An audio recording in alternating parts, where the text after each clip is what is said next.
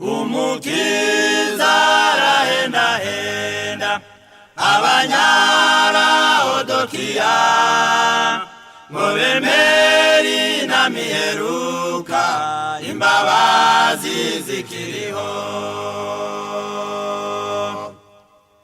Yerusalemu rambabaje kubwo kwangu Mukiza Yesu, none usigaye uri umusaka kubwo kwirengagiza kwawe. Habonetse imitwe ibiri umushingiye. Lord, we thank you for this opportunity that you have given unto us. Data wa twese tugushimiye amahirwe uduhaye. For you have kept us all the day up to now. Kuko waturinze kuva mu gitondo kugera muri aya masaha. Again, we ask your protection to continue upon us. Dusabye ko uburinzi bwawe buguma kuri twe, so that every word that will be spoken at this time may be heard in humbleness and in humility. Kugira ngo ijambo ryose rivugirwa ahangaha ryakirwe mu guca bugufi no kumvira. May you continue be with us, in Jesus' name that we pray, amen. Kugira ngo dukomeze kubana nawe kugeza ku musozo w'amateraniro mu izina rya Yesu. Amen. Since I don't know how to greet you in Kinyarwanda, bitewe nuko kugeza ubu ntaramenya uko nabaramutsa mu Kinyarwanda, now maybe I can greet you in my local language so that Brother Kara could interpret for us, so that you know my local language, how we greet people like your brethren. Kuko ntari namenye uko mbaramutsa mu rurimi rw'Ikinyarwanda, ndasaba Kara yigire hino kugira ngo mbaramutse mu rurimi rw'iwacu abasobanurire ibyo ndibibe mvuze. In our local language, which is called Bemba, mu rurimi rwacu rwa kavukire rwitwa Ikibemba, we greet saying mwapoleni. turasuhuza tuvuga ngo muraho. In other way we say murishani. Mu yandi magambo tukongera tukavuga ngo mumeze mute, bagasubiza ngo turife bwino. So then you respond to say turife bwino as he said. Noneho mugasubiza ngo turife bwino, bisobanuye ngo turi amahoro turi neza. Murakoze. Local language which is Bemba, it is well known, spoken in our country Zambia. Ururimi rw'Ikibemba nirwo ruvugwa mu gihugu cyabo cya Zambia. But English, it is an official language. Ariko Icyongereza nirwo rurimi rukoreshwa muri rusange mu rwego rw'igihugu. Without wasting much of your time, my names are Kelvin Nkandu Chulu. Amazina ye adatinze ni Kelvin Kandu Churu. Those are my names. Ayo niyo mazina ye. You can choose one of those three names so that you can call me one of those three names. Mwashobora guhitamo rimwe muri ayo mazina atatu kuko yose naye iri koroheye niryo wamwita. I am your fellow evangelists who have engaged in spreading the gospel to all the entire world. Uyu ni umwe muri bagenzi banyu dusangiye ubutumwa bwiza tubwiriza, yiyemeje kububwiriza kugera ku mpera z'isi. It is my privilege to speak to you as my brethren, to encourage each other at this moment. Ni ibyishimo byinshi kubona abonye umwanya wo guhagarara imbere yanyu asangira namwe ijambo ryo gukomezanya no kugira ngo twigane dukomezanya mu ijambo ry'Imana. Being the first time to visit this country, Rwanda, it is my pleasure to be with you and to speak unto you. Kuba aribwo bwa mbere ageze mu Rwanda akaba agize n'umwanya wo muri iki giterane guterana natwe n'umunezero mwinshi. For that reason, I want to encourage you in a word of God. ku bw'ibyo arashima Imana kandi asaba buri umwe wese gushikama mu ijambo ry'Imana by a message entitled Stand Firm on Our Calling. ikigo twigira hamwe ni kitubwira ngo gushikama twitaba umuhamagaro wacu. I have enjoyed much from the presentation that has been given unto our fellow brethren. Ikigo twiga kiravuga ngo gushikama ku muhamagaro wacu, noneho avuga ko yabashije kungukira mu byigwa byinshi byatanzwe ahangaha. And we have learned much with my fellow elder Kayimba. Kandi twize byinshi yaba nge na mugenzi wanjye Kayimba twazanye. Now, talking about our mission statement to spread this gospel to the whole entire world. Tuvuga ku bijyanye n'uburyo dufite umuhamagaro wo kubwiriza ubutumwa muri isi yose. This mission was not given unto us alone. Ubu ntabwo ari ubutumwa twahawe twenyine. In every generation God has got his own people. Muri buri gisekuru cyose Imana yagiye igira ubwoko bwayo bwihariye. That is stands so that they can show his character and his will to those people who don't know his will. Kugira ngo ubwoko bwe buhagarare mu isi bugaragaza imico y'Imana kandi abatayizi bayimenye. When we look in old times, God chose Israel to stand for him in those days. Iyo twitegereje nko mu isezerano rya kera dusanga Imana yaratoranyije Isirayeli ngo yihagararire muri ibyo bihe. During the time Christ's days, he chose the disciples to stand in this world so that his mission could be spread all over the world. Iyo twitegereza dusanga mu gihe cya Yesu yaratoranije intumwa ngo zihagararire ubutumwa bwiza zigaragaza Imana mu isi. During the Reformation time, God raised some reformers so that they can spread his will to all entire world. Igihe cy'abagorozi hahagurutse abagabo bashikama mu kuri bagaragaza Imana mu isi yose. Now at this time God has called you and me to spread this truth and gospel to all the world. Noneho muri iki gihe cyacu nge nawe Imana yaduhamagariye kugira ngo dukwirakwize ubu butumwa bwiza mu isi yose. That is the reason why I have entitled this message to stand firm on our mission. Niyo mpamvu nafashe umwanya wo kugira ngo tuganire ijambo ritubwira ngo gushikama ku muhamagaro wacu. Our calling, it is a privilege for you to have this opportunity to be in this group of spreading the word of God. Kuba dufite ubu butumwa na amahirwe yawe kuba nawe ubonetse muri uyu mugabane kugira ngo ugire uruhare mu kubwirizwa k'ubu butumwa. Because what you should not forget is that kuko icyo usabwa kutibagirwa ni iki kimwe. In this world there is so many people who doesn't know the truth that you know. Muri iyi si dutuye hari abantu benshi batabarika batazi ukuri nawe wamenye. There is so many people who doesn't have this opportunity that you have today. Hari abantu benshi batabarika badafite amahirwe angana nayo twebwe dufite ahangaha. Some of the people this time they are running to and fro because of living in an peaceful land.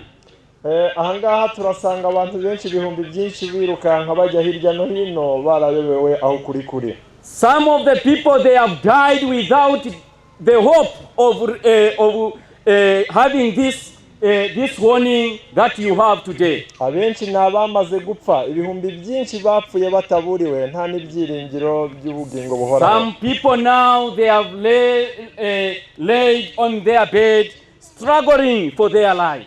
Abenshi nabaryamye ku birori bwabo ari indembe bitewe n'uko ubuzima bwabo bugeze mu kaga. But you and me, you have this opportunity to speak, to listen and to do everything that you want. Ariko nge nawe dufite amahirwe kuri uyu munsi wo kuba tugenda twumva tureba dushobora gukora ibyo dushaka byose. You have to appreciate God for this opportunity that he has given you. Usabwa gushimira Imana ku bw'aya mahirwe wahawe.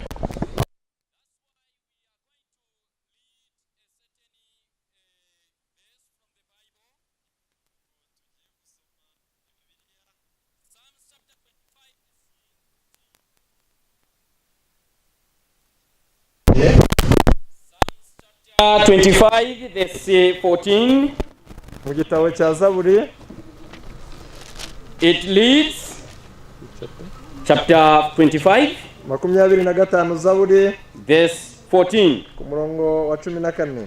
The secret of the Lord is with them that fear him.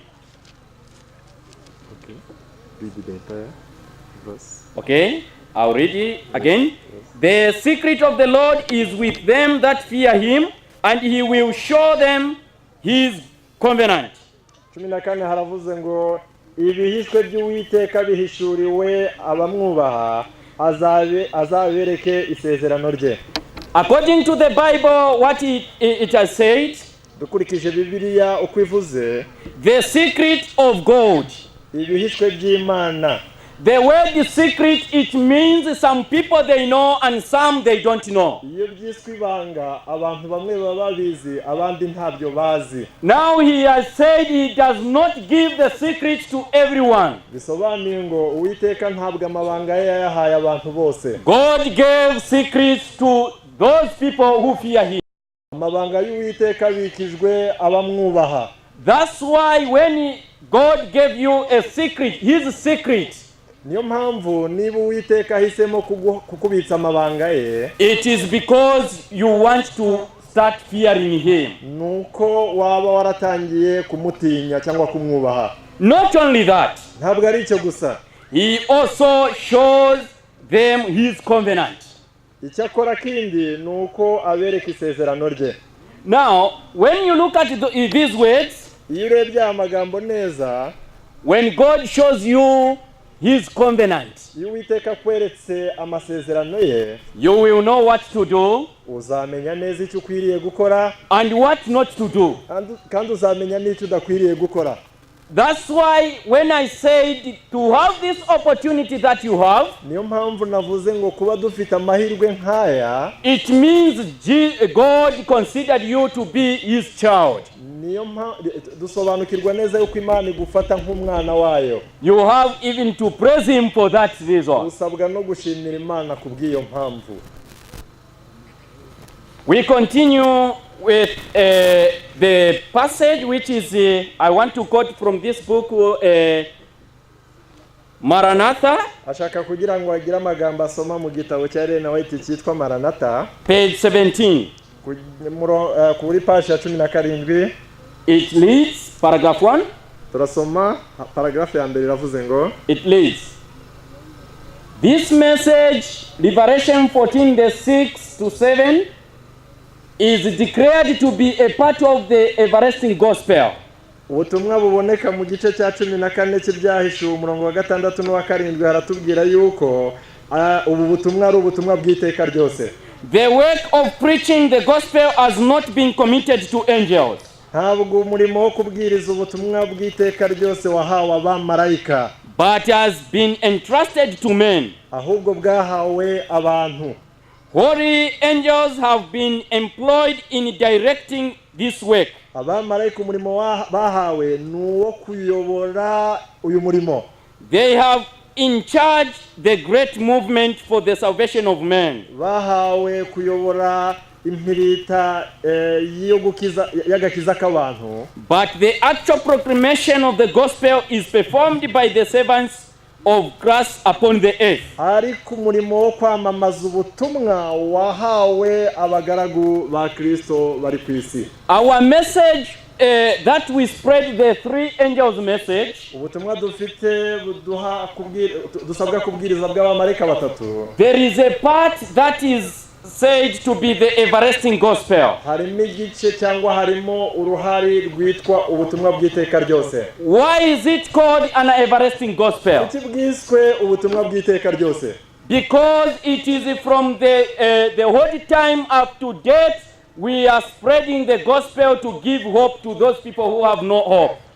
Impamvu bwiswe ubutumwa bw'iteka ryose nuko butangirira mu gihe cyashize mu ntangiro kugeza ubu kandi bugakomeza, icyo bugendera ari uguha ibyiringiro abari mu isi batagira ibyiringiro. To tell them the truth, what God wants them to do for them to be saved. Ubutumwa bubwira abantu iby'Imana bashakaho kugira ngo bazabone ubugingo buhoraho. Now this work, noneho rero uyu murimo it has not been entrusted to the angels. uyu murimo dusobanukirwe ko utahawe abamarayika ngo bari bo bawukora. It has been entrusted to human beings. ahubwo uyu murimo wahawe mwene muntu. Why? kubera iki wahawe umuntu? Because God knows that you can do it. ni ukubera yuko Imana izi yuko uwo murimo twawukora. And for that reason, when you are called to do this work, kandi kubw'iyo mpamvu iyo uhamagariwe gukora uyu murimo, are you going to make a covenant with your God to do this work without fail? ese ugiye kugirana amasezerano n'Imana yo gukora uyu murimo udasubira inyuma? Because this work should be done. bitewe n'uko uyu murimo nta kabuza ugomba gukorwa.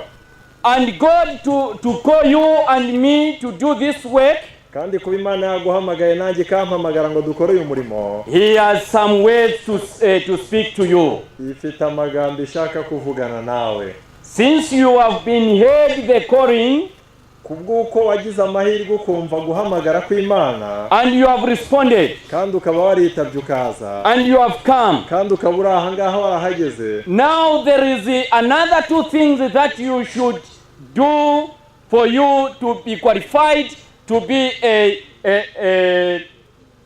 be someone who will be considered what can I say? As a servant, as his servant, and someone who will be taken to the to heaven. ahangaha kuba warahamagawe ukitaba ukaba ugeze ahangaha ntibihagije, hari izindi ntambwe ebyiri usabwa gutera kugira ngo byibura uri mu mugabane w'abantu bazarangiza umurimo kandi bazagera mu bwami bwo mu ijuru.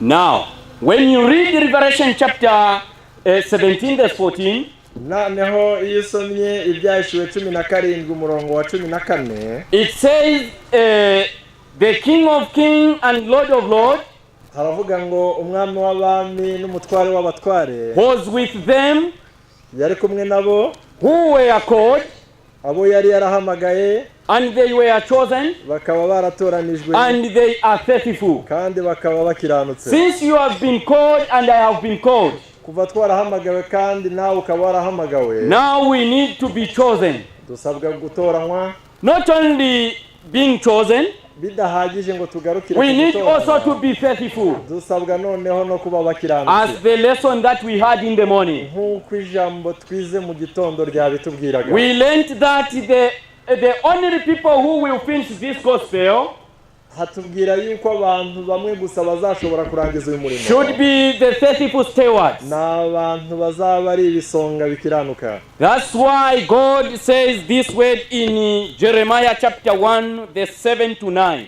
niyo mpamvu Uwiteka yavuze iri jambo mu gitabo cya Let's read Jeremiah. igitabo cya Yeremiya mu gice cya mbere, Jeremiah chapter 1. igice cya mbere cya Yeremiya. I'll explain it bit by bit so that we get a clear picture of this story which is written here. turasoma icyo gice cya Yeremiya kugira ngo twumve aya mateka handitse. Verse 17. umurongo wa 17 It reads, haranditse ngo, you therefore guide up your loins nuko weho kenyera uhaguruke ubabwire ibyo ngutegeka byose, and rise and speak unto them all that I command thee. Be not dismayed at their faces. ntibagukura umutima, ntazagutera gukukira umutima imbere yabo. Verse 17 it says, you therefore guide up your loin. aha haratubwiye ngo ngaho kenyera. It means you have, if it is a trouser, we have belts. biravuze ngo niba ari ipantaro wambaye shyiramo umukandara. For a trouser to put it properly, you have to put a belt on it. kugira ngo ubukenyeye neza bisaba yuko uba ushyizemo umukandara mu gihe cy'urugendo. That is what God says. ibi nibyo Uwiteka atubwira. You have to guide the loins. usabwa kugira ngo ukenyere byuzuye. Meaning you have to be ready for what will come next. bituma uba witeguye kubigiye gukurikiraho. Once you have dressed well, as God says, igihe umaze gukenyera nk'uko Uwiteka atubwiye, you have girded up your loins, ukaba wakenyeye mu buryo bwuzuye bukwiriye, then you have to rise. noneho usabwa guhaguruka. When you rise, igihe uhagurutse, you have to speak unto them usabwa kubabwira that I command thee. ukababwira ibyo Uwiteka yagutegetse Now, byose. looking at these ways, you have to speak unto them what I command thee. noneho ahangaha turabwiwe dukurikije inzira tubwiwe ko usabwe gukenyera ukababwira ibyo Uwiteka yagutegetse. It means there is someone who is sending you. Aha birasobanutse neza yuko hari ugutumye. And when he sends you, kandi igihe utumwe, you have not to speak your own ways. ntabwo ugenda ngo ujye kwivugira ibyawe bwite. You have to speak what he commands you. usabwe kugenda ukavuga ibyo watumwe kuvuga. Now the words that follows that statement, noneho amagambo akurikiye uyu murongo, it says, do not dismay them. kandi aratubwiye ngo nubagera imbere ntugakuke imitima. Because you and me, you don't know the words that he will command you. kuko nge nawe tubageze imbere ntituzi ijambo azatubwira kubabwira. Maybe those commandments will be against their will. kuko bishoboka yuko igihe uzahagera ibyo uzabwirwa kuvuga bizaba binyuranye n'ubushake bwabo. And when you tell them, kandi igihe uzaba ubabwira, they may kill you, bishobora no kuzakwica, or they may beat you. bashobora no kuzagukubita. Now he says, biravuze ngo you should not dismay them. biravuze ngo ntukabakukire umutima. You have to speak to them whatever I command you. usabwe kubabwira ibyo nzagutegeka byose kuvuga. This is our mission. uyu ni wo murimo twahawe. The gospel of three angels message, it is not an easy mission. ubutumwa tusabwe kubwiriza bw'abamarayika batatu si umurimo woroshye. To explain exactly how these words means to people, it is not an easy thing. gusobanurira abatuye mu isi ubusobanuro bw'ijambo ry'Imana rivuzwe mu butumwa bw'abamarayika batatu si cyoroshye. Because there is two things that are fighting in between. kuko hari imitwe ibiri ihanganira muri iyo ntambara. The truth and the error, they are in controversy. ahangaha urugamba hagati y'ukuri n'ikinyoma ruba rusembuwe. Evil people and righteous people, they are fighting, they are in conflict. abakiranutsi n'abakiranirwa baba basembuye intambara ibahanganisha. Now God says, rise and speak to them. niyo mpamvu Uwiteka duhamagariye guhaguruka twarangiza tukababwira. You should not dismay them. turabwiwe ngo nituhaguruka tubasanga Wow. imitima kubera iki? Verse 18. reka dusome ku murongo wa 18. It says, haravuze ngo, let me finish this 17. Lest I confound thee before. umutima ntazagutera gukukira umutima imbere yabo. Now verse 18. umurongo wa 18. For behold, I have made thee this day a defense seat. kuko uyu munsi nakugize umudugudu w'igihome And an iron pillar, n'inkingi y'icyuma and blessing was against the whole land, n'inkingi z'imiringa against the kings of Judah. igihugu cyose n'abami b'Ubuyuda n'ibikomangoma byaho n'abatambyi baho n'abaturage baho Against the princes thereof. bazakurwanya ariko ntibazakubasha kuko ndi kumwe nawe kugira ngo nkurokore. Against the priests thereof, and against the people of the land. kuko nguhaye guhangana nabo bose dusomye haruguru. Now when you look at these words, iyo twitegereje aya magambo in verse 18, umurongo wa 18, God says, I have made thee this day a defense seat. kuko uyu munsi nakugize igihome gikomeye. It means you have not made yourself an evangelist. birasobanuye yuko uyu munsi atari wowe wihamagaye ngo wigire intumwa. It means we don't make ourselves our church elders. birasobanutse neza uyu munsi yuko atari twe twigize abayoboye itorero. It means we don't make ourselves to be apostles. ntabwo biragaragara neza yuko atari twe twigize intumwa zibwiriza ubu butumwa. You have to remember that you have been made by God to do the work that he has appointed unto you. usabwa kwibuka neza yuko Imana ariyo yaguhamagaye ikaguha uyu murimo kuko. He says this day, biravuze ngo uyu munsi, which means these days that you are living in. birasobanutse neza yuko inshingano yahawe muri uyu munsi uriho. The days that you are still alive, Ku munsi ukiriho ni ubwiwe yuko wahamagawe n'Imana. this is the time that God has made you to do this work he has appointed. Ahangaha niho Uwiteka guhereye umurimo ngo uwukore kuko uyu munsi ari gukiriho. He has said, I have made you a iron pillar Uwiteka avuze neza yuko yakugize inkingi y'icyuma and a brazen hole. kandi yuko yakugize inkike z'imiringa. Using this metal, iron and brass, Kutubwira yuko yakugize inkingi y'icyuma n'inkike y'umuringa. these are strong than soil, Ahangaha birasobanutse neza yuko bikomeye kuruta ubutaka. meaning if God make you to be as strong as brass or as strong as an iron, Bisobanuye ngo Uwiteka niba yamaze kukugira ukomeye nk'icyuma cyangwa umuringa, it means you can destroy something. birasobanutse ngo hari ibyo wamenagura.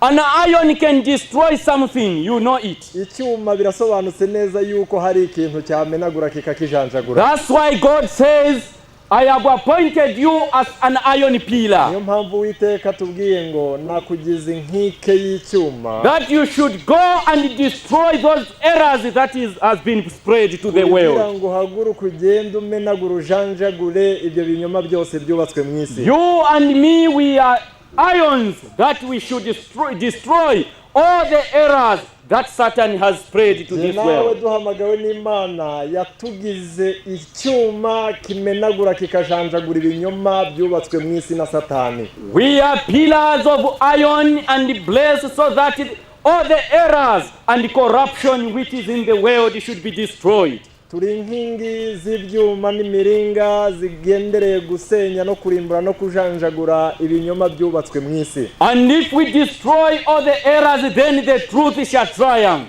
Ahangaha nitumara gusenya no kujanjagura no kumenagura ibinyoma byubatswe mu isi, ukuri kuzanesha. And when the truth triumphs, then everyone will go his only creator, which is God above in heaven. Kandi nitumara gusenyera ibyo byose ukuri kunesheje, tuzaba twerereje ukuri n'Imana yacu izaba yubashwe na bose. That's why you should remember that you are an iron and a brass. Niyo mpamvu igihe cyose uhagurutse ukora, jya wibuka ko Imana yakugize icyuma n'umuringa ngo usenye ibyo byose. You are there because God depends upon you. Ahangaha Uwiteka yagushyize ahangaha kugira ngo ugire icyo umara.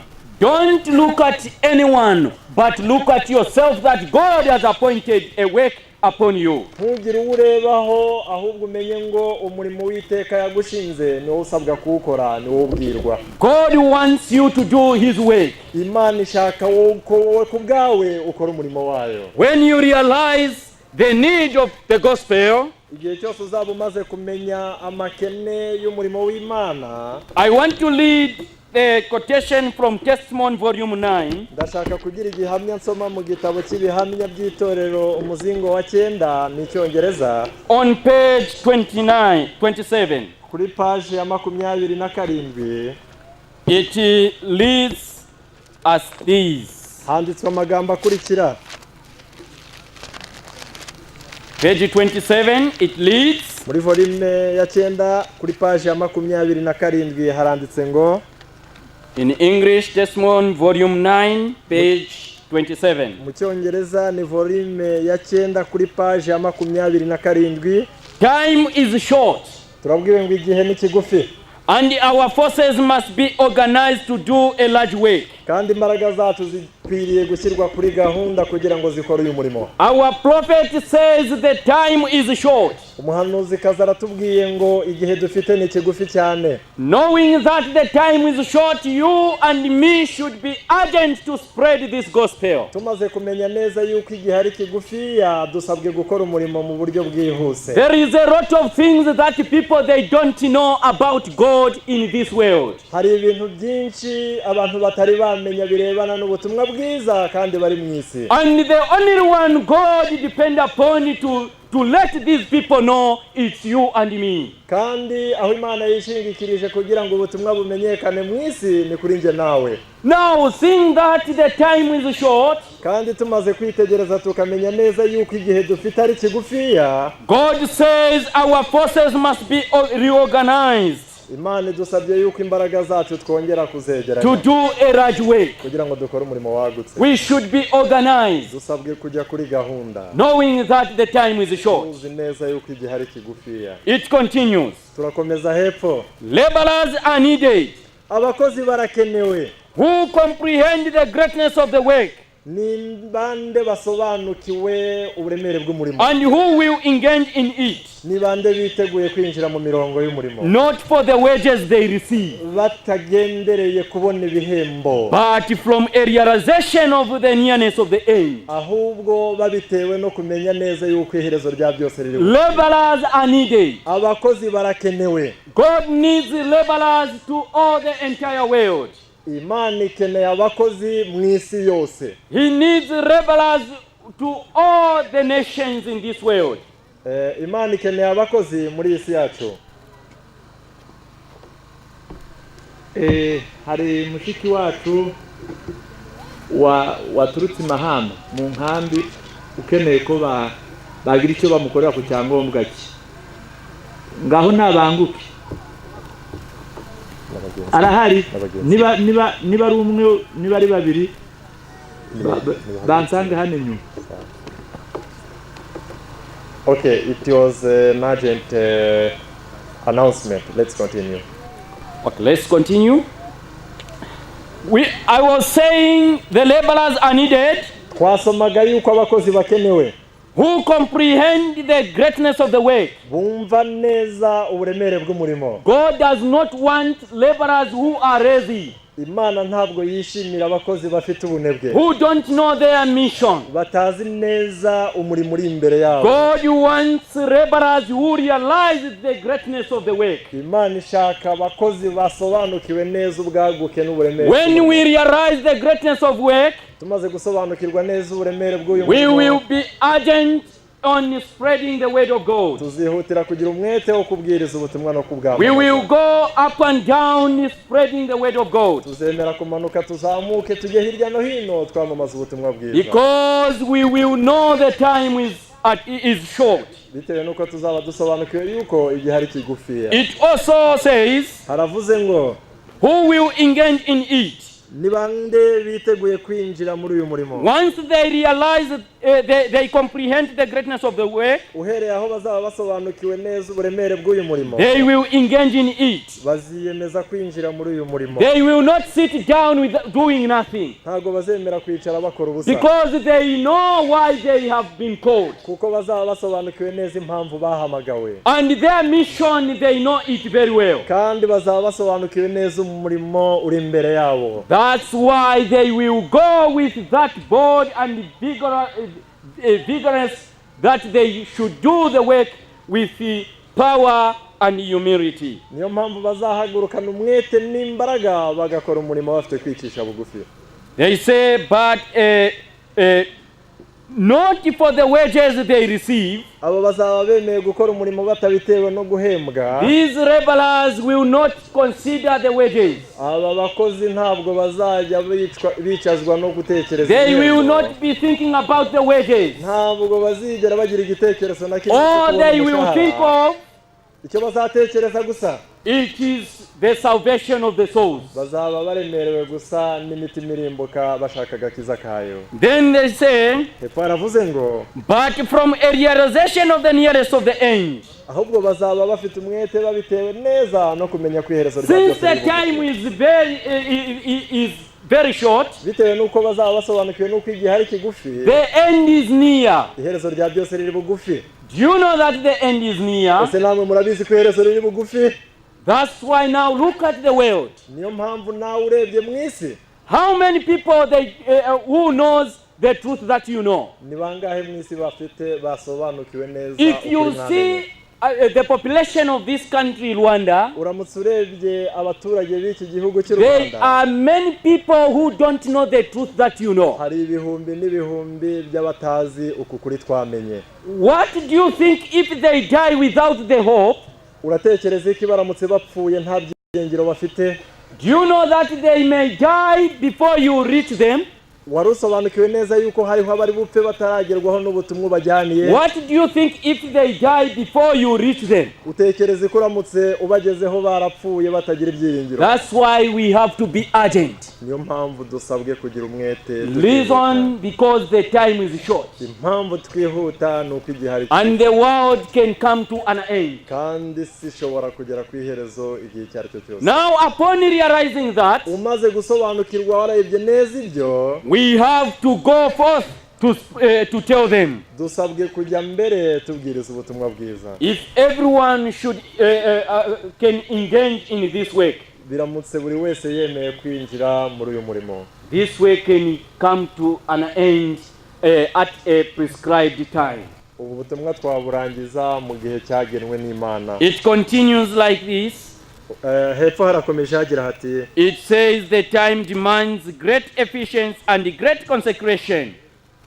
igihe turimo kirasaba kwitanga gukomeye kandi kirasaba gukora dutunganya mu buryo bukomeye. Oh, I am so full of this subject. Yewe nuzuwe n'iki gitekerezo gituma mpamagara mbwira Imana ngo, That I cry to God. ku buryo ntabaza mbwira Imana ngo, Rise up hagurutsa, and send forth messengers hagurutsa kandi utume intumwa filled with a sense of their responsibility. buzuwemo n'igitekerezo gisobanutse cy'inshingano yabo. Messengers in whose heart self-idolatry, which lies at the foundation of all sins, has been crucified. Aho intumwa zihaguruka inarijye yabaye ikigirwamana mu mitima, ari wo muzi w'ibyaha byose yaramaze kubamba. Ellen White in a vision, Ellen White ari mu iyerekwa, he cried out, yararize aratabaza, rise and send forth atabaza abwira Imana ngo hagurutsa kandi wohereze intumwa, messengers who should go there and tell the world. uhagurutse intumwa kandi uzohereze zijya kubwiriza ubutumwa. Are you going to rise up? Nawe witeguye guhaguruka ngo ubwirize ubutumwa? Are you going where God will command you to go? Ese witeguye kwerekera iyo Uwiteka azakohereza? Are you going to say whatsoever that God will tell you to say? Ese witeguye kugenda ukavuga iby'Imana izaba yakubwiye kuvuga byose? Because in Jeremiah he says, tell them what I command you to tell them. Bitewe nuko muri Yeremiya tubwiwe neza yuko tugomba kujya kuvuga ibyo Uwiteka yadutumye. Are you going to tell them? Mbese nawe witeguye kuvuga ibyo Uwiteka gutumye?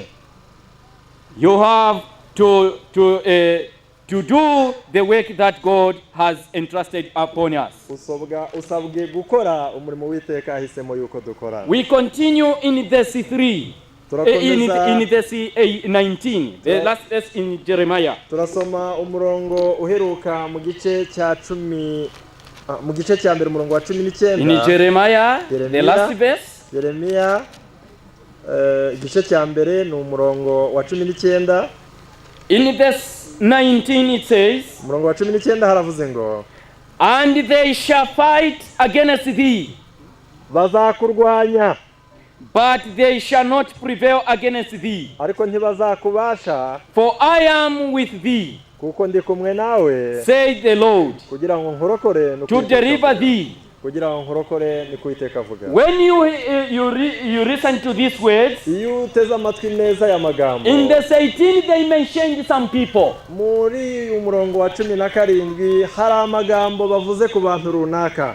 The kings of Judah shall rise, haravuze ngo umwami w'Ubuyuda azaguhagurukira, the princes thereof shall rise, n'abantu b'ibikomangoma b'Ubuyuda bazaguhagurukira, the priests shall rise against you, ibikomangoma bizaguhagurukira, n'abatambyi and bazaguhagurukira, the people also shall rise against you. kandi n'abantu basanzwe, rubanda rusanzwe That is bazaguhagurukira. verse 18. Uyu ni umurongo wa 18 w'iki gice cya mbere. Looking at these people who they have mentioned here, Witegereje aya matsinda ane y'abavuzwe aha ngaha, the kings of Judah, turasanga abami b'ubuyuda bazahaguruka representing those people who are in authority.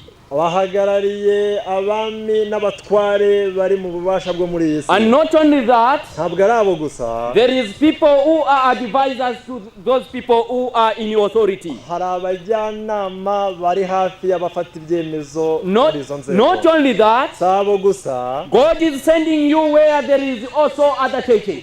Imana ikohereje ahari andi madini nayo afite n'ubuyobozi. Now these priests also, they will rise against you. abo batambyi nabo bazahagurukira kukurwanya. These pastors will rise against you. aba bapasiteri nta kizatuma badahagurukira kukurwanya. Not only that, si abo gusa, even the people there where you are going, they may rise against you. na rubanda rwaho uzabwiriza ruzaguhagurukira. That's why the title of this message is said, Stand firm on our mission.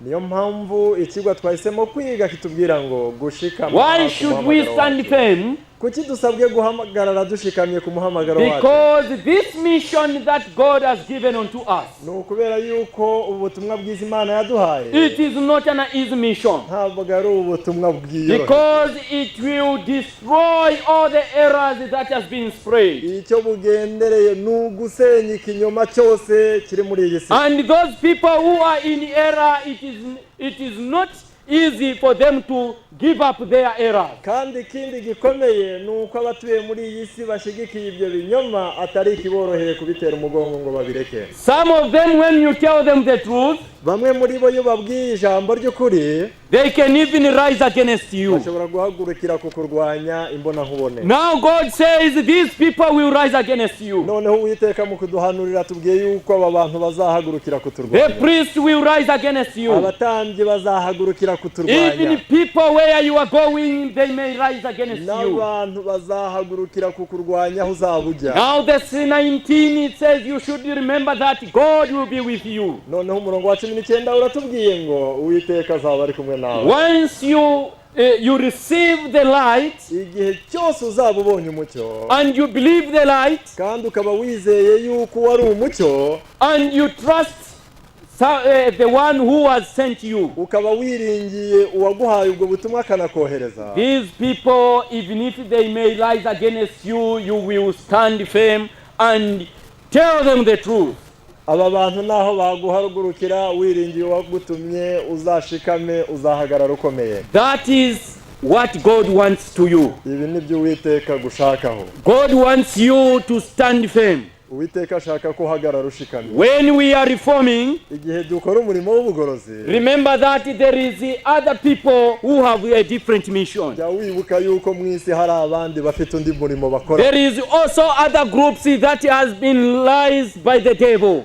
jya wibuka yuko hari andi matsinda nayo yahagurukijwe n'umwanzi Satani. And Satan knows that this group will finish the gospel. kandi Satani azi neza yuko aba bantu bazarangiza Now umurimo n'ubutumwa. he initiated another group Satani kuko azi neza yuko ubutumwa buzakuraho ikinyoma ahagurutsa andi matsinda. so that they interrupt the gospel to be spread to all over the world. kugira ngo babe inkomyi ubutumwa butaza gukwira mu isi. Once Satan knows that these people will finish the gospel, kuva Satani yaramenye yuko aba bantu biteguye kurangiza umurimo, he has also plans to destroy the gospel. yagambiriye uburyo bwose bushoboka ngo awusenye uyu murimo. Now God says, I will be with you. noneho Imana itanze isezerano ngo nzabana nawe. Stand firm on your truth. hagarara ushikamye mu kuri wamenye. And once you stand firm on your truth, igihe uzaba uhagaze ushikamye mu kuri, God will be with you. Imana isezeranye kubana He will nawe. make a covenant with you. izagirana nawe isezerano And He rikomeye. will protect you. kandi Imana isezeranye And He kukurinda. will deliver you in whatsoever that you will pass through. kandi Imana izagukiza mu Because bibazo byose this is the uzanyuramo. promise of our Lord Jesus Christ. bitewe n'uko iryo sezerano When zacu He Yesu aduha. commissioned the disciples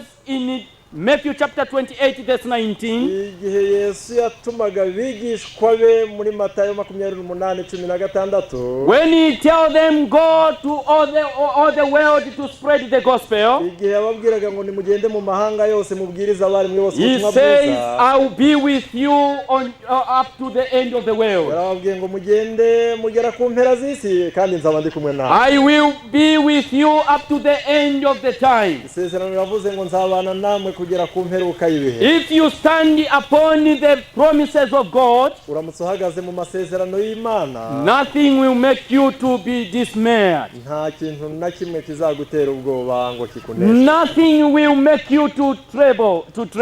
Nta kintu na kimwe kizaguhindisha umushitsi, Because you remember the promise that God has made unto you. kubera yuko uzahora wibuka amasezerano Imana. Because God promises to make a covenant with you. Imana yasezeranye kugirana nawe isezerano. The only thing that you should do, that I should do, is to fear God.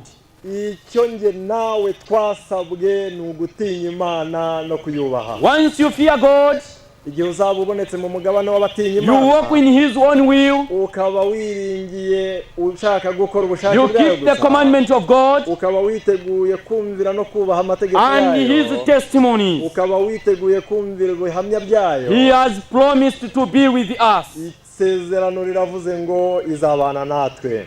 Let's read another verse, Isaiah chapter 50 verse 7. Turasoma Yesaya 50:7. Isaiah, Nawe today these words is spoken to you, not to Isaiah. aya magambo uyu munsi niwo wari kubwirwa, nta kiri kubwira Yesaya, Because Isaiah knew what he was called for. kuko Yesaya yarasobanukiwe icyo yahamagariwe. Because the mission that you have been called for, and those missions they were called, prophets were called for, was just the same.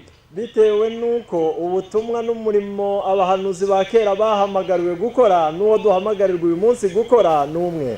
Because a prophet was directed to speak whatsoever that God is, commanded him. Kuko umuhanuzi wese yahagurukaga agiye kuvuga icyo Uwiteka yamutumye kuvuga. Same applies to us. Ahangaha natwe iryo tegeko riratureba.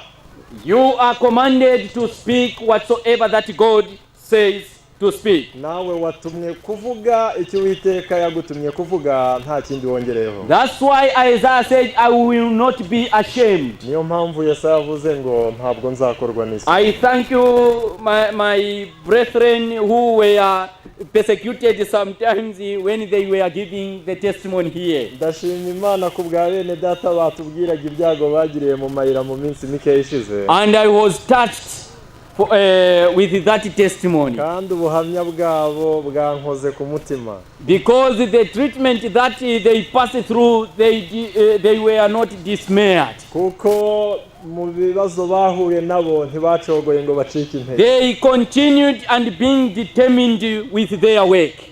Byatumye bagira kwiyemeza no gukomeza umurimo bahamagariwe. Not until they penetrate to that country and do their work. Kugeza ubwo bageze iyo bari bagambiriye kujya bagakora umurimo Imana yari yabatumye. That is the spirit that we should have, all of us. Uyu ni wo mutima n'ibitekerezo dukwiriye kugira twese. We should not fear anything. Nta kintu na kimwe twemerewe gutinya. If it means to be persecuted, let us be persecuted. Niba gukorera Imana bizagera aho bidusaba kurenganywa, reka If twemere it no means to kurenganywa. be killed, let us be killed. Niba no kwicwa aricyo bizadusaba ngo dukorere Imana, twemere dukomeze no mu rupfu. If it means to be beaten, let us be beaten. Niba gukorera Imana kugira ngo ihabwe icyubahiro bizadusaba gukubitwa, tuzemere no gukubitwa. That is the spirit that we should have, all of us. Uyu ni wo mwuka n'umutima buri umwe wese muri twe akwiriye. Because you don't know where you are going to spread the word, maybe they can rise against you. Kuko kugeza ubu ntabwo uzaho uhamagariwe kuzakorera Imana, hari igihe uzagera iyo ujya ukarenganirizwa. And if you don't know why you have been called, Kandi rero ikindi nuramuka utazi impamvu wahamagawe, you will withdraw with your mission because of persecution. uzakuramo akawe karenge uve mu murimo wahamagariwe. Now God says you should be strong and very courageous. ariko Imana iratubwiye ngo nimushikame kandi mube abanyamwete ku murimo. Because the only people God depend upon is you and me. Bitewe nuko uyu munsi ab'Imana yiyambaje muri iki gihe. He wants this gospel to be known by everyone in this world. Icyo Imana ishaka nuko ubu butumwa nge nawe dufite bumenyekana mu isi yose. He says not until this gospel be spread to all the world then the end shall come. Kuko handitswe ngo ubu butumwa bwiza bw'ubwami bugomba kubwirizwa mu mahanga yose ubwo noneho imperuka igahera kwikaza. That's why we should be very courageous. Niyo mpamvu dusabwe kuba abanyamwete kuri uyu murimo w'Imana. So that this mission should be come to an end once we finish the gospel. Kugira ngo ubu butumwa twizera ubwo buri bugere ku musozo Yesu agaruke. Jeremiah 6:27. Yeremiya 6:7. 6:27 it reads. Jeremiah 6:27. 6:27 Yeremiya. It reads, I have set thee for a tower and a fortress among my people. Nakugize umunara n'igihome mu bantu banjye kugira ngo umenye inzira yabo uyigenzure. That you may know and try their way. Kugira ngo umenye inzira yabo uyigenzure. God says he has set us as a tower. Imana iravuze ngo yatugize nk'umunara n'igihome. Now when you look at a tower, igihe cyose witegereza umunara, a tower can be seen very far away. Umunara ikiranga ko ari umunara ubonera kure cyane. Meaning someone who is very far can recognize that is a tower. Kuko umuntu uri kure cyane ashobora kureba akamenya ngo uriya ni umunara. Now once you are set as a tower, noneho Imana imaze kukugira nk'umunara n'igihome. He says a fortress among my people. Yatugize igihome mu bantu bayo. Not other someone's people. Ntabwo turi abantu bundi muntu wayo wese. But among God's people. Ahubwo yatugize umunara hagati y'abantu bayo. So that you may know and try their way. Kugira ngo umenye inzira yabo uyigenzure. Why are you like a tower? Kubera ko Imana kugize nk'umunara. So that you may know them. Kugira ngo umenye abo bantu. You know, when the Bible talks about someone to be high, iyo Bibiliya ivuga abantu bari ku rwego rwo hejuru, he can see what is very far away. bisobanuye yuko umuntu asabwa kureba ibiri kure. That's why you and me, when you have been called and been chosen to do a certain work, niyo mpamvu nge nawe ubwo twatoranywaga ngo dukore umurimo runaka, you should know the people you are speaking to. Dusabwa kumenya abari mu isi tukamenya abo tuvugana nabo. When you know them, igihe wamaze kubamenya neza, it will be very easy for you to know the areas they are behind with.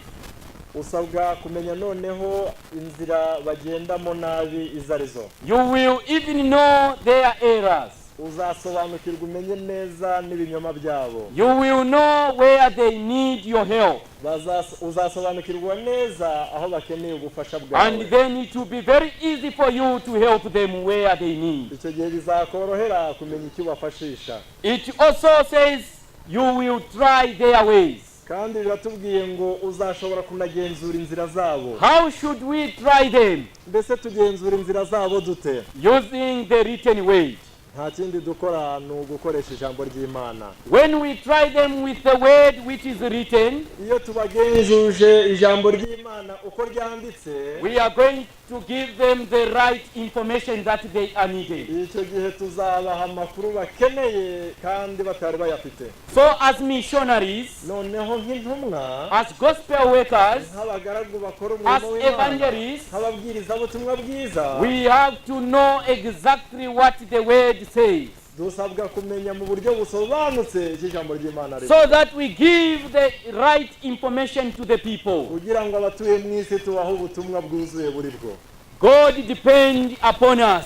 Imana nitwe yitegereza nitwe yishingikirije. That's why he has given us the more light than other people. niyo mpamvu imana yahisemo kuduha umucyo mwinshi kurusha abandi bantu bose. We read in Psalms chapter 25 verse 14, twasomye mu gitabo cya Zaburi, God gives the secret to his faithful servants. twasomye yuko imana igiha abantu bayo ibihishwe byayo. God has given you and me these secrets of salvation so that we can give it to other people. ibihishwe by'imana nitwe twabibikijwe kugira ngo tujye tubiha abandi batabigira. Now these secrets we should not keep to our own to ourselves. kubw'iyo mpamvu ntabwo twemererwa kwigumanira aya mabanga ngo tuyagumane twenyine. It should also be known to others. ubu ni ubutumwa dukwiriye gushyira n'abandi bakabumenya. That's why every time we talk about the work, niyo mpamvu igihe cyose ikivuzwe cyose tugaruka ku murimo w'imana. this reformation that God has raised in this at this time, ubu bugorozi imana ihagurukije muri iki gihe cyacu, it is because he knows that the time is very short. ni ukubera yuko imana isobanukiwe yuko igihe ari kigufi. Not only God knows that the time is short, ntabwo ari imana gusa izi yuko igihe ari kigufi, even the devil knows that his time is very short. na satani ubwe asobanukiwe ko igihe afite ari kigufiya. When we are planning that we should work and spread this gospel, igihe cyose twicaye tujya inama dupanga uko dukora umurimo w'imana, Satan also is planning to destroy this gospel. satani nawe aba ari mu nama yiga imigambi y'uburyo azaburizamo agashyira inkomyi. What will make us to be strong and to do the work without fear? ikizatuma dushikama ku murimo kandi tukaba abanyamwete tukabona intsinzi, It is to be prayerful ni ukuba abanyamasengesho and to be Bible students kandi tukaba abantu biga bibiliya, tukaba abanyeshuri ba bibiliya and to learn more about the word of God. kandi tukiga byinshi birebana n'ijambo ry'imana. Once we understand the words of God, igihe cyose tuzaba dusobanukiwe neza ijambo ry'imana, we know what we believe on, tukaba dusobanukiwe neza ibyo twizera, and we know what we're supposed to do. kandi tukaba dusobanukiwe neza ibyo twasabwe gukora, Whatsoever that the devil will bring in this mission, it will be casted out. tukaba dusobanukiwe neza imitego satani agiye kutuzanira. satani n'ingabo ze We will not be driven away from the truth ntabwo tuzatembanwa ngo dukurwe mu kuri, because we know the truth. bitewe n'uko tuzaba dusobanukiwe And ukuri. once we know this truth, igihe cyose dusobanukiwe n'ijambo ry'ukuri, no one will give us an error and we accept, nta muntu n'umwe uzatuzanira ikinyoma ngo tucyakire, because we are Bible students kubera yuko tuzaba turi abigisha and we know what we believe on. kandi tukaba tuzi neza ibyo twizera ibyo ari byo. Not only that, ntabwo ari ibyo gusa, we should be prayerful. dusabwa kuba It's what you know. azi neza ibyo nawe uzi. That's why when he plans to destroy this work, he is very sophisticated. niyo mpamvu iyo ari mu mipangu yo gusenya umurimo w'imana no kuwuburizamo ashyiramo amacenga tutapfa He gusobanura. may come in the way that you cannot even recognize. satani yagusangaza mu nzira udashobora no gukeka no gusobanukirwa. Sometimes he can use some people so that they can infiltrate in these groups. ashobora kwiyambaza abantu bamukorera bakinjira muri iri tsinda ryacu, And this infiltration, it is one of the major ways that God uses to destroy the work. kandi iyi nzira yo kwinjiza abantu cyangwa gucengeza abantu bakorera satani mu murimo niyo yiyambaza kugira ngo aburize n'iterambere ry'umurimo. That's why God says, watch and pray. niyo mpamvu imana ireba ikatubwira ngo mube When maso you kandi watch, musenge. iyo uri maso, You will know who is an infiltrator. nuramuka uri maso uzamenya ucengeye mu butumwa bwiza atari intumwa ngo ninde. Because Satan knows that if he comes direct to you, kuko satani azi neza yuko aramutse aguteye atiyoberanije, you will know him. azi neza yuko uzamuvumbura. That's why he uses infiltration. niyo mpamvu yinjiza amacenga n'abacengera, So that you will consider some people to be brethren kugira ngo ugire abo wita bene so while they have other mission. kandi baje bazanywe n'indi You gahunda. will be recognizing them when they have distorted even the information that you have. maze ukazibuka yuko ukabavumbura ukamenya ko hari umwanzi wabashyize mu murimo baramaze gusenga. That's why we should watch and pray. Niyo mpamvu tubwiwe ngo tube maso kandi Because the devil also wants to destroy this work. bitewe nuko umwanzi Satani nawe ashaka kurimbura uyu murimo. We should be vigilant Dusabwe kuba maso and pray to God to give us power and the spirit to recognize what the snares of Satan is. tukaba basenga kandi tukabaza Imana ngo iduhe gutahura imitego ya Satani. And when we have the Holy Spirit Igihe tuzaba dufite umwuka wera and we pray fervently, kandi tukaba turi abanyamasengesho bagira umwete, as the Bible says, pray without cease, kandi nk'uko tubwiwe ngo musenge ubudatuza mu ijambo ry'Imana, then it will help us to have power to stand firm on the apostolic ground. bizadufasha biduhe n'imbaraga zo guhagarara dushikamye ku kibanza cy'intumwa. Because it is not an easy thing to stand as a gospel worker. Bitewe nuko atari icyoroshye ngo duhagarare nk'abakozi bakora umurimo w'Imana, To work in such a way, the way the disciples worked. kuko bitatworoheye ngo dukore umurimo nk'uko intumwa za mbere zakoraga. When you read Acts of the Apostles, Igihe usomye mu byakozwe n'intumwa, how the disciples in those days they were working, uko intumwa za mbere zakoraga, also Satans wanted to destroy their work. Satani nawe ubwe yinjiye mu murimo agambiriye kuwusenya, And you will find that most of the disciples they were killed. kandi abigishwa benshi dusanga byaragiye bibageraho. And sometimes the Satan raised those people who had a seductive doctrines. Kandi Satani yazanaga izindi nama zikomeye. Now, at this time when we are saying we have to go back to the apostolic ground, Kandi muri iyi minsi yacu iheruka dusabwa kuba abantu basubira ku kibanza cy'intumwa n'abahanuzi. we have to know that the way the disciples passed through those challenges they had, Kandi nk'uko twiga dusabwa tubwirwa yuko tuzanyura mu nzira zikomeye cyangwa mu gihe gikomeye nk'ikintumwa zanyuzemo. that is the same way we will pass through even like in these days. Niyo mpamvu tubwirwa ngo inzira intumwa zanyuzemo natwe niyo tuzanyuramo muri iyi minsi yacu. And mind you, these days is much difficulty than those days. Kandi reka mbibutse neza yuko iyi minsi yacu turimo ikomeye kandi iruhije kuruta intumwa zarimo. Why? Kubera iki? Because these days are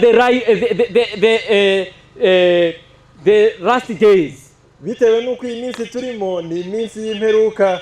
And when Paul talked about the last days, Kandi igihe Pawulo yavugaga iby'iminsi y'imperuka, he says the last days will be very difficult. turabwirwa ngo iminsi y'imperuka hazaza ibihe birushya. People will be in such a way that they will be much controlled by the Satan. Tubwirwa neza yuko abantu bazaba bariyeguriye Satani mu buryo bwuzuye. And it is not easy to retrieve those people from Satan's kingdom to God's kingdom. Kandi birasobanutse neza yuko atari icyoroshye kubohoza babaswe na Satani ngo tubakure mu bikingi bye. That's why we have to be vigilant all the time. Niyo mpamvu tubwiwe ngo tube maso kandi tube maso. And we have to stand upon the principles that God has bestowed upon us. Kandi turabwiwe ngo duhagarare dushikamye ku mahame n'amasezerano Imana yaduhaye. And once we stand upon those principles, Kandi igihe tuzaba duhagaze dushikamye kuri ayo mahame twahawe n'Imana, it will help us to do the work that God has bestowed upon us. bizadufasha guhagarara dushikamye tuvuga ubutumwa Imana yaduhaye kuvuga. Let me read one quotation from Class Object Lesson Turaza gusoma mu gitabo cy'imigani ya Kristo on page 342. kuri page ya 343 imigani ya Kristo y'icyongereza. 342 Class Object Lesson. 343 na gatatu. It leads, Turasoma. our time belongs to God. Igihe cyacu ni icy'Imana. Every moment is His. Buri kanya kose dufite nake. And we are under the most solemn obligation to improve it to His glory. Kandi turi munsi y'itegeko ryo gukoresha buri kanya kose duhesha Imana icyubahiro. Of no talent has been given, will He require a more strict account than of our time. Kandi dusobanukirwe neza yuko nta yindi mpano Imana yatanze izasaba inyungu zayo nk'igihe cyacu. The value of time is beyond computation. Kandi agaciro k'igihe karenze uko twabisobanura. Christ regarded every moment as precious. Kristo areba akanya kose nk'ak'ingenzi nk'ak'agaciro. It is thus that we should regard it. Kandi natwe niko dusabwe kureba. Life is too short. Igihe twahawe cyo kubaho ni kigufi cyane. To be drifted away. Kugira ngo tugisesagure tugipfusha ubusa. We have but a few days of probation. Dufite igihe gitoya cyane cy'igihe cy'imbabazi. In which we prepare for eternity. Kugira ngo dutegure kuzabaho by'iteka ryose. We have no time to waste. Nta gihe dufite cyo gupfusha ubusa. No time to devote to self-pleasure. Nta mwanya wo kwirundurira mu binezeza. No time for the indulgence of sin. Nta mwanya twemererwa kwigaragura mu byaha. It is now that we are to form character for the future immortal life. Uyu munsi niho twasabwe gutunganya imico izatuma duhabwa ubugingo buhoraho bw'iteka ryose. It is now that we are to prepare for the searching judgment. Aha niho tusabwa kwitegura kuzaboneka mu rubanza rw'iteka. When you listen to this word, when you consider these words I have read, igihe twitegereza aya magambo dusomye aha ngaha, there is a statement which says life is too short. hari ijambo rivuze ngo kubaho kwacu ni kugufi. Do you know that your life and my life is too short? Warusobanukiwe neza yuko kubaho kwanjye n'ukwawe ari kugufi. And he says we have but a few days of probation. Kandi ubwo dufite igihe gitoya cy'imbabazi. There is these two things that you should consider much when you are seated there. Hari ibintu bibiri aha ngaho usabwe kwitaho ukanitondera. You should think about that your life is too short. Ugomba kujya wibuka neza yuko kubaho kwawe ari kugufi. Anytime you may die. Iyi saha iyo ari yo yose ushobora gupfa. Anytime I may die. Igihe icyo ari cyo cyose nshobora gupfa. That's why God says you should do the work while you are still alive. Niyo mpamvu ijambo ry'Imana ritubwiye ngo usabwe gukora umurimo ukiriho none. When you are still energetic, igihe cyose ugifite imbaraga, you are required to do the work that you should do. Usabwe gukora umurimo Imana yagambiriye gukora. When you have a strength, igihe cyose ugifite imbaraga, you have to utilize those strengths to do the work that God has bestowed upon you. Izo mbaraga usabwe kuzikoresha bikitwa none mu murimo w'Imana. Because you don't know when you will be taken to the grave. Ntabwo uzi igihe uzakurwa muri uyu mubiri. It is now that you should stand upon your principles and the principles of God, that you should do the work that God wants you to do. Uyu munsi nibwo usabwa guhagarara ushikamye ku mahame, ugahagarara ukiranutse ku nshingano Imana yaguhaye. Before you die, before I die, we should do the work that when we die, our work should go with us onto the grave. Uyu munsi usabwe gukora ukiranutse kugira ngo umunsi uzahamagarwa ukuwe mu mubiri imirimo yawe uzagenda iguherekeje.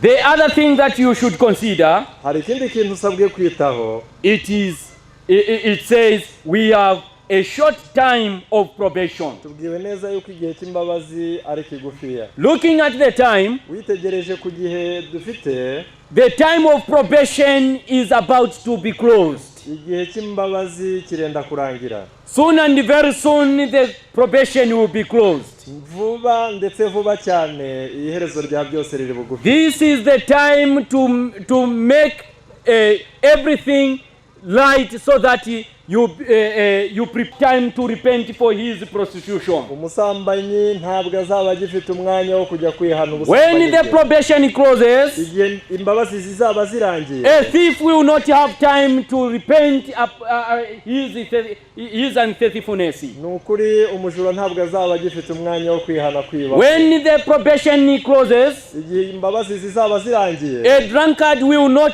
have that opportunity to repent of his sin. nta musinzi uzaba agifite umwanya wo kwihana. This is the time to repent. iki ni cyo gihe cyo kwihana. This is the time to prepare for the eternity. uyu ni wo mwanya dufite wo kwitegura. Now the ubugingo secret buhoraho. is, ibanga ni rimwe gusa. these two things, no one knows what time it can happen. ibi bintu bibiri nta wamenya igihe bizagerera. The time that you may die, you don't know, and I don't know. igihe uzapfira ntabwo wowe ukizi nanjye cyanjye sinkizi. The time the probation will close, you don't know, me I don't know. ntabwo nzi umunsi imbabazi zizarangirira kandi nawe ntabwo uzi igihe imbabazi It zizarangirira. can come upon you, upon me as a snare.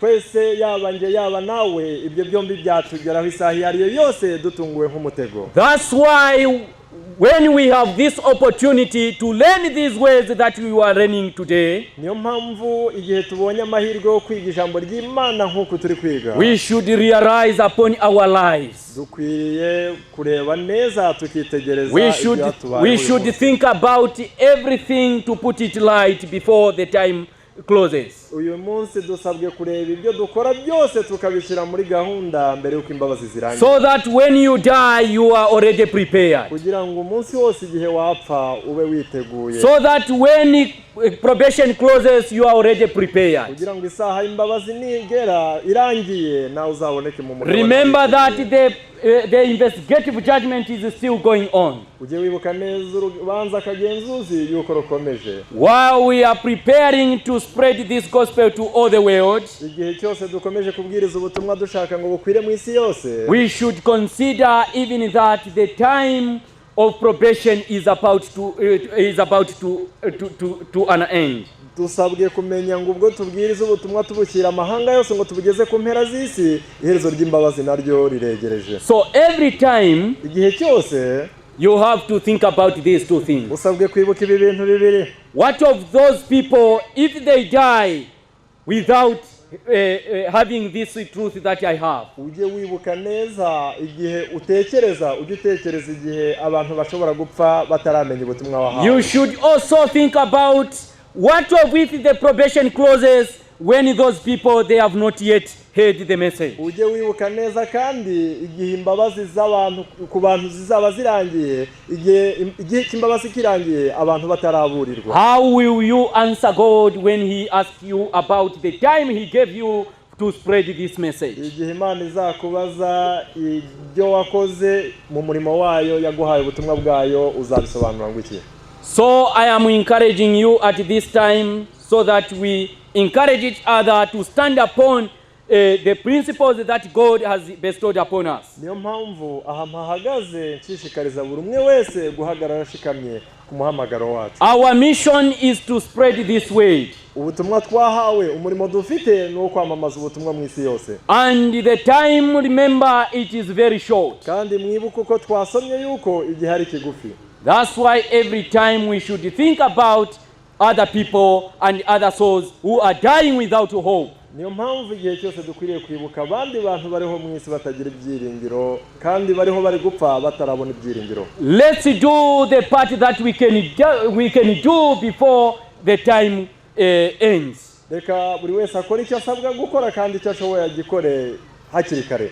Once you do your part, igihe cyose uzaba ukoze ibyo ku ruhande rwawe, once I do my part, igihe nzaba nkoze uruhande rwanjye nanjye, then the remaining part is God who knows how he will do it. ibizaba bisigaye Imana izabizi uko igomba But kubigenza. use your strength, ariko koresha imbaraga zawe, use your possessions, koresha ubushobozi ufite, use your time, koresha neza igihe cyawe, use everything that God has given unto you so that the other people can be saved because of what God has given unto you. koresha ubushobozi bwose Imana yagushyizemo kugira ngo ukore iyo bwabaga ugira imitima ukiriza Imana. May God bless you. Imana ibahe umugisha.